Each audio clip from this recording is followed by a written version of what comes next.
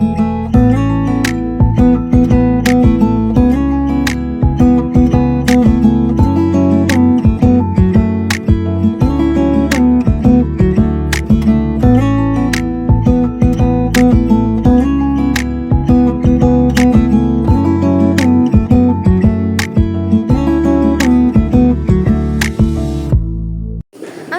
আলাইকুম, welcome to কারুকাব্য by দিনা। আশা করি আপনারা সবাই ভালো আছেন। মাহে রমজান তো প্রায় শেষের দিকেই। এবার রমজান মাসে খুব বেশি গরমের কষ্টটা হয়নি। গত বছর যেমন আমরা সবাই গরমে অতিষ্ঠ হয়ে গিয়েছিলাম, এই বছরটা কিন্তু আলহামদুলিল্লাহ খুব ঠান্ডা ঠান্ডা পার হচ্ছে। আর এই যে আমার বাসায় আজকে অনেক পুদিনা পাতা ছিল, তাই আমি এই পুদিনা পাতার একটা রিফ্রেশমেন্ট ড্রিঙ্ক বানাচ্ছিলাম। এর জন্য আমার প্রয়োজন পড়েছে টক দই, লেবুর রস, খেজুর এবং বিট লবণের। তো প্রথমে আমি টক দই নিয়ে নিচ্ছি ব্লেন্ডারের একটি জারে। যেহেতু টক দইটা আমার ফ্রিজ করা ছিল, তাই সেটা কেটে নিতে হয়েছে, আর এজন্য এরকম কিউব আকারে দেখতে পাচ্ছেন। আর এখন দিয়ে দিচ্ছি পুদিনা পাতা। পুদিনা পাতা এমন একটা জিনিস যেটা আপনি ফ্রোজেন করে রাখতে পারবেন না, বা বেশি দিন বাসায় রাখলে নষ্ট হয়ে যায়।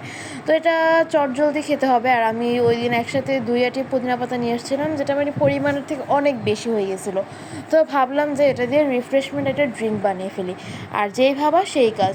তো এখানে আমি 3 গ্লাস পরিমাণের বানাচ্ছি, তো সেই পরিমাণে আমি সব কিছু দিচ্ছি।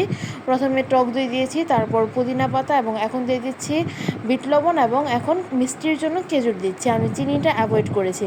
তো প্রথমে খেজুরটা ছিঁড়ে দেখি যে এটার বিচির চারদিকে একটা ছোট ছোট পোকার মতো হয়ে গেছে। তো খেজুর খাওয়ার পূর্বে অবশ্যই আপনারা চেক করে নেবেন যে খেজুরটার ভিতরে ভালো আছে কি না। আমরা অনেকে আছি খেজুর ধুয়ে মুখে দিয়ে ফেলি, তো এরকম ভিতরে পোকা হয়ে থাকে খেজুরের। তো খেজুরটা খাওয়ার আগে একবার চেক করে নেবেন।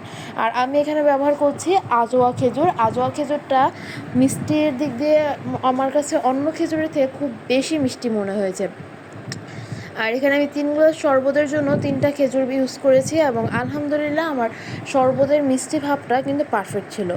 আর এখন দিয়ে দিচ্ছি লেবুর রস। এখানে প্রায় 2 টেবিল চামচের মতো লেবুর রস দিয়েছি। তো আপনারা চেষ্টা করবেন এই উপকরণগুলো ইউজ করার। আর যদি আপনারা টক দইয়ের পরিমাণ আর একটু বেশি দিতে চান, বেশি দিতে পারেন, কোনো সমস্যা নেই। সেটা তখন ঘোল আকারে হয়ে যাবে। আর যেহেতু আমি পুদিনা পাতার ফ্লেভারটা বেশি রাখতে চাচ্ছিলাম, এবং এটাই মেন ইনগ্রেডিয়েন্ট হিসেবে রাখতে চাচ্ছিলাম, বলা হয় না যে হিরো ইনগ্রেডিয়েন্ট, তো আমার এখানে পুদিনা পাতাটা ছিল আমার এই ড্রিঙ্কসের হিরো। তো এই জন্য আমি টক দইয়ের পরিমাণটা একটু কম দিয়েছি, সাইড ইনগ্রেডিয়েন্টগুলো একটু কম ইউজ করেছি। তা এই যে আমি 2টা লেবুর রসের 2 চিল চিপে নিচ্ছি। লেবুর তো এখন মানে বাংলাদেশে হিরো হয়ে গেছে। যেখানে আগে লেবু খুব অ্যাভেলেবেল ছিল, এখানে সেটা অ্যাভেলেবেল না। তো এই পর্যায়ে আমি পরিমাণ মতো পানি দিয়ে দিচ্ছি। যেহেতু 3 গ্লাস শরবত হবে, তাই আমি 2.5 গ্লাস পরিমাণে পানি দিচ্ছি। আর টক দই থেকে বাকি হাফ গ্লাস হবে। আর ভালোভাবে ব্লেন্ড করে নিয়েছি, যে দেখুন কি পারফেক্ট স্মুথ একটা টেক্সচার আসছে। আর সব কিছু খুব ভালোভাবে ব্লেন্ড হয়েছে। আর এটার টেস্টটা আলহামদুলিল্লাহ অনেক মজা হয়েছিল। তো সবাই অবশ্যই বাসায় ট্রাই করবেন, আমাকে জানাবেন। আমার চ্যানেলটা লাইক, শেয়ার এবং সাবস্ক্রাইব করে দিবেন।